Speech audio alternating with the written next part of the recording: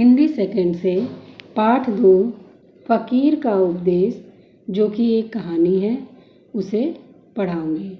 इस कहानी में एक बूढ़े फ़कीर के उपदेश से एक आलसी किसान के जीवन में हुए अद्भुत परिवर्तन को दर्शाया गया है। अब मैं सबसे पहले रीडिंग करूंगी, इसे आप ध्यान से सुनिए, ठीक है। एक बार गांव में एक बूढ़ा फ़कीर आया। उसने गांव के बाहर अपना आसन जमाया। वह बड़ा होशियार फ़कीर था। वह लोगों को बहुत सी अच्छी अच्छी बातें बतलाता था। थोड़े ही दिनों में वह मशहूर हो गया। सभी लोग उसके पास कुछ न कुछ पूछने को पहुँचते थे। वह सबको अच्छी सीख देता था। गांव में एक किसान रहता था। उसका नाम राम गुलाम था। उसके पास बहुत सी ज़मीन थी, फिर भी राम गुलाम सदा गरीब रहता था। उसकी खेती कभी अच्छी नहीं होती थी। धीरे धीरे राम गुलाम पर बहुत सा कर्ज हो गया।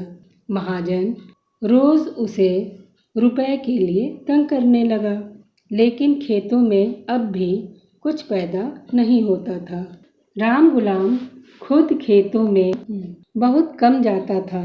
वह सारा काम नौकरों से कराता था। उसके यहाँ 2 नौकर थे। वे जैसा चाहते वैसा करते थे। आखिर महाजन से तंग आकर राम गुलाम ने अपनी आधी ज़मीन बेच दी। अब आधी ज़मीन ही उसके पास रह गई।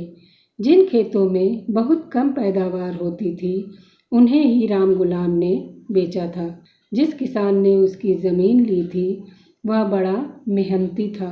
वह अपना सारा काम अपने हाथों से करने की हिम्मत रखता था। जो काम उससे न होता, वह मज़दूरों से कराता, पर रहता सदा उसके साथ ही साथ था। वह कभी अपना काम मज़दूरों के भरोसे नहीं छोड़ता था। पहली ही फसल में उस किसान ने उन खेतों को इतना अच्छा बना दिया, उनमें चौगुनी फसल हुई। राम गुलाम ने जब यह देखा तो वह अपने भाग्य को कोसने लगा। इधर उस पर और भी कर्ज हो गया और उसको बड़ी चिंता रहने लगी। आखिर एक दिन वह भी फ़कीर के पास गया। उसने बड़े दुख के साथ अपने दुर्भाग्य की कहानी फ़कीर से कह सुनाई। फ़कीर ने सुनकर कहा, अच्छी बात है, कल हम तुम्हें बताएंगे। दोहराते हुए इसका अर्थ समझाऊंगी। एक बार गांव में एक बूढ़ा फ़कीर आया। तो एक बार गांव में एक बूढ़ा फ़कीर का अर्थ क्या होता है?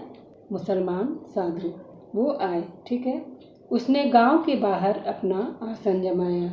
जो फ़कीर आए थे गांव में, उन्होंने क्या किया, जैसे आपको चित्र में दिख रहा है कि उन्होंने वृक्ष के नीचे अपना आसन जमाया। आसन जमाया यानी वहाँ पर बैठ गए। वह बड़ा होशियार फ़कीर था। वह बड़ा होशियार यानी चालाक था। चालाक फ़कीर था। फ़कीर का मतलब आपको बता ही दिया है, मुसलमान साधु थे। वह लोगों को बहुत सी अच्छी अच्छी बातें बतलाता था। वह जो भी लोग वहाँ आते थे, उनको बहुत सी अच्छी अच्छी बातें बतलाता था। यानी जो भी जीवन में आवश्यक चीज़ें होती हैं, उनके बारे में बताता था। थोड़े ही दिनों में वह मशहूर हो गया। और जब अच्छी बातें हम कहीं भी सुनते हैं ना, तो फिर वहाँ जाते हैं। तो उसी तरह वह साधु भी थोड़े ही दिनों में यानी कुछ ही दिनों में प्रसिद्ध हो गया, ठीक है। सभी लोग उसके पास कुछ न कुछ पूछने को पहुँचते थे। तो जो भी सुनता था कि वो बहुत अच्छी बातें करते हैं, तो वो जिसके पास जो भी समस्या होती थी, तो उनसे पूछने के लिए वहाँ पहुँचते थे, यानी उनके यहाँ जाते थे। वह सबको अच्छी सीख देता था और जिसकी जो समस्या होती थी, उसी के अनुरूप वह उसका हल बताते थे या उस समस्या को दूर करने का उपाय बताते थे। गांव में एक किसान रहता था। उसी गांव में एक किसान रहता था। किसान कौन होता है बच्चों? जो खेती करता है, ठीक है। तो किसान रहता था, उसका नाम राम गुलाम था। उस किसान का नाम राम गुलाम था। उसके पास बहुत सी ज़मीन थी। जो किसान था उसके पास बहुत सी ज़मीन थी, यानी खेती करने योग्य बहुत सी भूमि थी। फिर भी राम गुलाम सदा गरीब रहता था, लेकिन इसके बावजूद वह निर्धन था, यानी उसके पास पैसे की कमी थी। गरीब यानी निर्धन। उसकी खेती कभी अच्छी नहीं होती थी, और वो खेती तो करता था, लेकिन उसकी खेती कभी अच्छी नहीं होती थी। धीरे धीरे राम गुलाम पर बहुत सा कर्ज हो गया, और खेती अच्छी नहीं होती थी तो वो किसी न किसी से ऋण लिया करता था, जिससे उसके पास कर्ज हो गया, बहुत सा धन जो है बकाया रह गया। महाजन रोज उसे रुपए के लिए तंग करने लगा। महाजन कौन होता है? ब्याज पर पैसे देने वाला। रोज उसे रुपए के लिए परेशान करने लगा, तंग करने लगा यानी परेशान करने लगा। लेकिन खेतों में अब भी कुछ पैदा नहीं होता था। पैसा तो बहुत लगाता था खेतों में बीज के लिए, ठीक है, लेकिन फिर भी उसमें कुछ भी अनाज नहीं होता था। राम गुलाम खुद खेतों में, यानी राम गुलाम स्वयं ही खेतों में बहुत कम जाता था। मतलब खेतों में वो खुद जल्दी जाता ही नहीं था। वह सारा काम नौकरों से कराता था, और जो उसने नौकर लगाए थे अपने खेत में जुताई के लिए, उसी से वो काम करवाता था, देखने जाता ही नहीं था। उसके यहाँ 2 नौकर थे, वे जैसा चाहते वैसा करते थे, और जब देख रेख नहीं होती है तो मन मौजी वो काम करते थे। जब मन करता था तो खेती करते थे, और नहीं करता था तो नहीं करते थे। आखिर महाजन से तंग आकर राम गुलाम ने अपनी आधी ज़मीन बेच दी। जब महाजन पैसा लेने के लिए बार बार परेशान करने लगा, तो उससे तंग आकर राम गुलाम ने अपनी आधी ज़मीन बेच दी। अब आधी ज़मीन ही उसके पास रह गई। आधा तो उसने बेच दिया, तो उसके पास कितना बचा? आधा ही बचेगा। जिन खेतों में बहुत कम पैदावार होती थी, उन्हें ही राम गुलाम ने बेचा था, और जिन खेतों में, यानी जहाँ पे कम फसल होती थी, उसे उसने बेच दिया कि इससे कोई फ़ायदा तो है नहीं। जिस किसान ने उसकी ज़मीन ली थी वह बड़ा मेहनती था, लेकिन जिसको बेचा था उस किसान ने जब ज़मीन ली थी तो उस ज़मीन को वह बहुत मेहनत से देखने लगा।